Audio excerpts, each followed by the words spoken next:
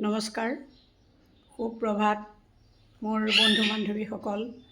মোৰ চেনেল সৰু সৰু কথা মোৰ নামৰ চেনেলটোলৈ মই আপোনালোক সকলোকে স্বাগতম জনাইছোঁ। আশা কৰোঁ আপোনালোক ভালে আছে আৰু ময়ো ভালে আছোঁ। আজি 8 মাৰ্চ আন্তৰ্জাতিক নাৰী দিৱস। আন্তৰ্জাতিক নাৰী দিৱসৰ প্ৰথম উদঘাটন হৈছিলে ৰুছিয়াত, আৰু তাত ক্লাৰা জেটকিন নামৰ এগৰাকী মহিলাই এই দাবী উত্থাপন কৰিছিলে, কিয়নো তেতিয়া কামৰ সময় বহুত আছিল, বেছি সময় কাম কৰিব লাগে আৰু খোৱা পানীৰ, পৰিষ্কাৰ পানীৰ বহুত অভাৱ আছিলে।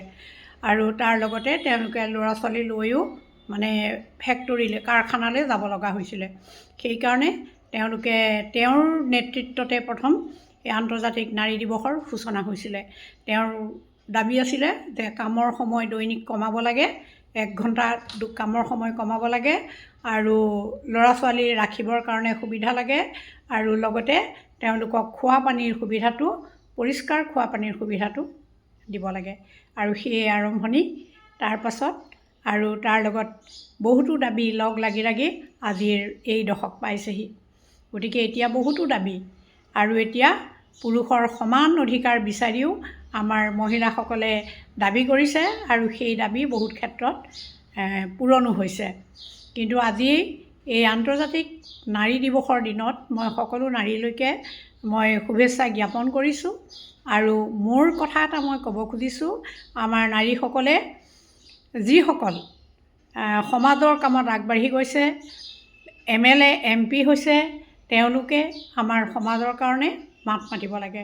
কেৱল বিধানসভাত গৈ মনে মনে বহি থাকিলেই কাম কৰা নহয়, পাৰ্লিয়ামেণ্টত গৈ মনে মনে বহি থাকিলেই কাম কৰা নহয়। গতিকে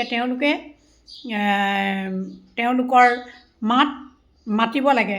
ক্লাৰা জেটকিনে যেনেকৈ প্ৰতিবাদ কৰিছিলে, দাবী কৰিছিলে কিবা এটা লাগে বুলি, গতিকে আমাৰো সেই প্ৰতিনিধিসকলে মাত মাতিব লাগে আৰু সেই দাবী উত্থাপন কৰিব লাগে, যিবোৰ আমাৰ অসমত অভাৱ হৈছে, দৰকাৰ হৈছে।